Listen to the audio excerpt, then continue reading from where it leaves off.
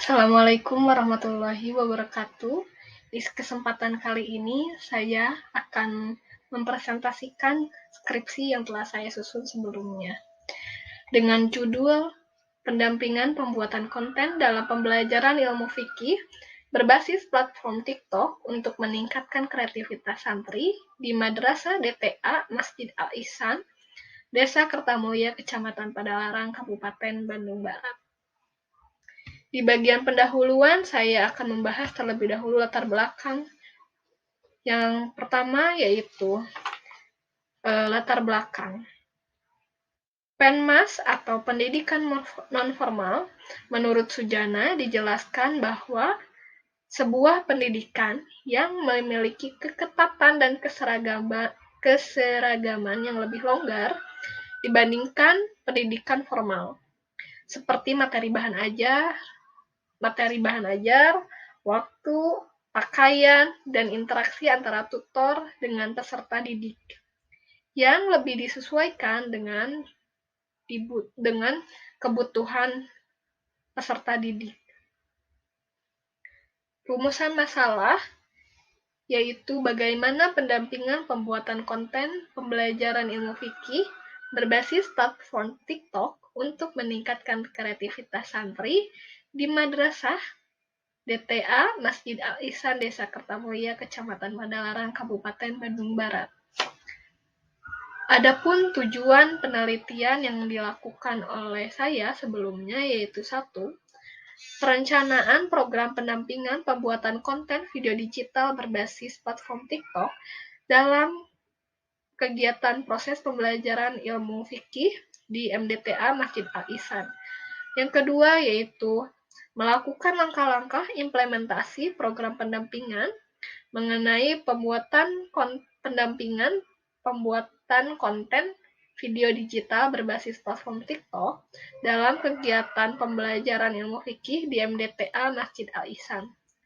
Dan yang ketiga yaitu melihat dampak kreativitas peserta didik melalui pendampingan pembuatan konten dalam pembelajaran ilmu fikih di MDTA Masjid Al-Ihsan. Dalam pembahasan, teori yang saya gunakan yaitu mencakup teori pendampingan masyarakat, teori kreativitas, teori fungsi media, dan teori media belajar. Teori pendampingan masyarakat itu sendiri yaitu termasuk ke dalam peran sebagai pembimbing sosial yang ada dalam masyarakat dengan tujuan agar membina serta membimbing masyarakat dalam mencapai perubahan yang lebih baik, seperti dalam perubahan pemahaman suatu ilmu pengetahuan dan keterampilan. Yang kedua yaitu teori kreativitas. Kreativitas ini timbul dari adanya proses saling mempengaruhi dan dipengaruhi oleh lingkungan di mana seseorang itu berada. Kreativitas ini implikasinya bisa ditingkatkan melalui pendidikan. Ciri-ciri dari seseorang yang memiliki kreativitas yaitu berani menghadapi risiko, rasa ingin tahu yang besar, senang bertanya, dan memiliki imajinasi yang tinggi. Yang ketiga yaitu teori fungsi media. Fungsi media ini memiliki fungsi-fungsi. Yang pertama yaitu fungsi sosial kultural, yang kedua fungsi motivasi, yang ketiga fungsi imajinatif, yang keempat fungsi psikomotorik, yang kelima fungsi kognitif, yang keenam fungsi afektif, yang ketujuh fungsi atensi, dan yang kedelapan adalah fungsi distributif. Untuk yang terakhir yaitu teori media belajar. Media belajar digunakan sebagai suatu sarana atau saluran yang dipergunakan dalam proses penyampaian pesan atau informasi dengan tujuan yang telah ditetapkan sebelumnya melalui proses pembelajaran. Metode yang saya gunakan dalam proses penelitian ini yaitu kualitatif deskriptif. Sedangkan untuk tempat penelitiannya yang telah saya sebutkan beberapa kali, yaitu di Madrasah, MDTA, Masjid Al-Ihsan, Desa Kertamulya, Kecamatan Padalarang, Kabupaten Bandung Barat. Subjek penelitian yang saya teliti yaitu merupakan populasi Salahuddin Al-Ayyubi, kelas Salahuddin Al-Ayyubi.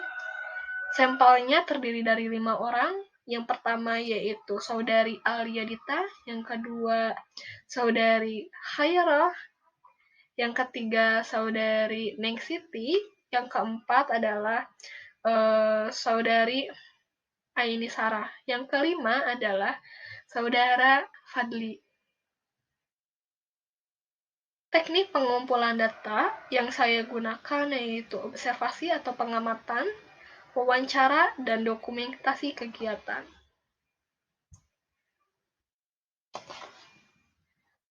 Untuk hasil data yang saya dapatkan yaitu pertama akan saya jelaskan adalah karya Alia Dita, peserta didik perempuan berusia 10 tahun yang membuat video konten TikTok dengan membuat karikatur sendiri dengan dibuat menggunakan aplikasi ibis.x dan mengedit hasil karyanya satu persatu, menggabungkan gambarnya menjadi berupa video kontennya menggunakan aplikasi CapCut. Video konten yang dibuat berdurasi 1 menit 5 detik. Hasil ini dibuat sedikit lebih lama, yaitu 70 menit, karena terbilang cukup rumit ketika animasi ini dibuat sendiri oleh Saudari Alia.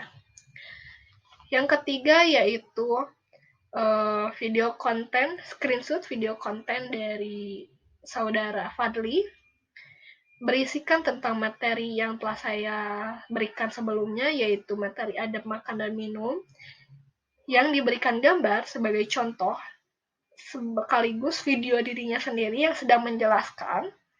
Video ini diedit menggunakan aplikasi CapCut, aplikasi pendukung, dengan durasi 1 jam 56 menit. Durasi hasil pengeditan atau video hasilnya yaitu sepanjang 1 menit 12 detik. Kemudian adalah screenshot hasil pendampingan atau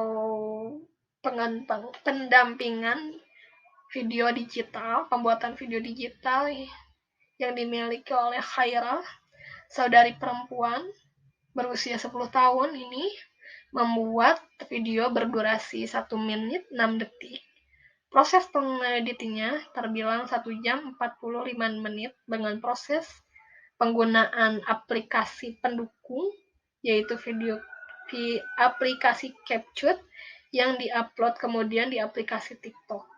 Videonya berisikan materi kemarin yang telah saya sampaikan, yaitu adab makan dan minum, yang baik menurut agama Islam, dijelaskan melalui gambar yang ditampilkan, kemudian penambahan penjelasan secara audio dalam video tersebut oleh Saudara Khairah.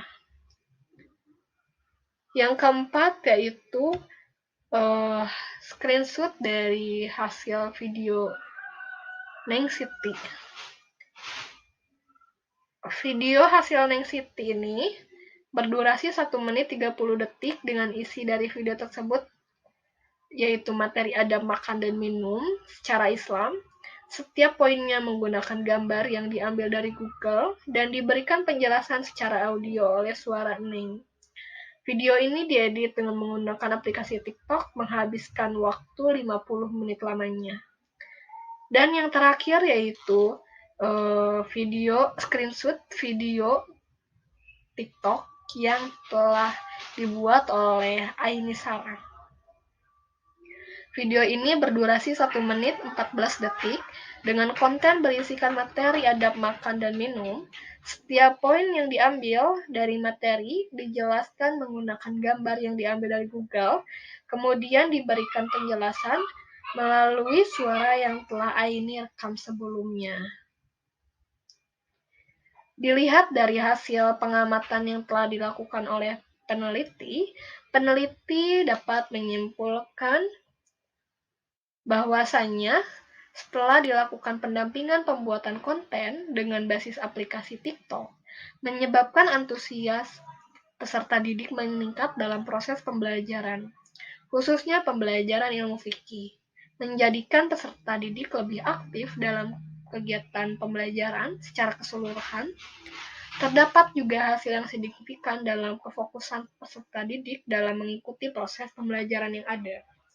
Namun, peneliti menyayangkan evaluasi yang sudah dilakukan dapat berbuah program lain.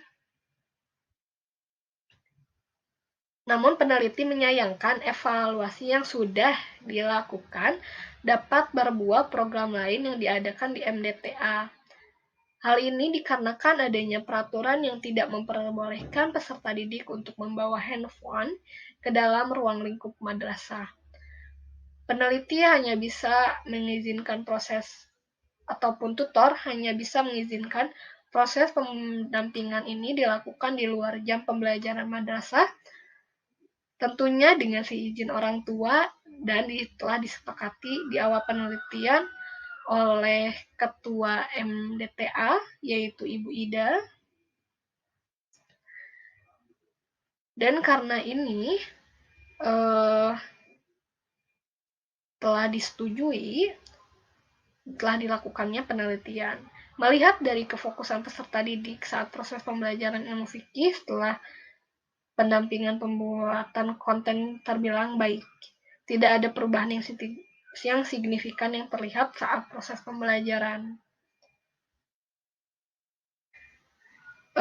Adapun saran-saran yang saya ajukan yaitu adalah untuk pihak kepala sekolah MDTA, semoga adanya pembaharuan terhadap kurikulum yang ada untuk mengikuti perkembangan zaman dengan memainkan atau memasukkan teknologi komunikasi yang bersifat umum terhadap proses pembelajaran di dalam kelas oleh peserta didik untuk meningkatkan kreativitas peserta didik serta meningkatkan suasana yang lebih menarik serta menyenangkan di dalam kelas.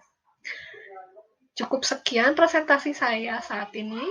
Mohon maaf apabila ada kesalahan kata ataupun hal-hal yang tidak sengaja menyinggung. Terima kasih atas perhatiannya. Wassalamualaikum warahmatullahi wabarakatuh.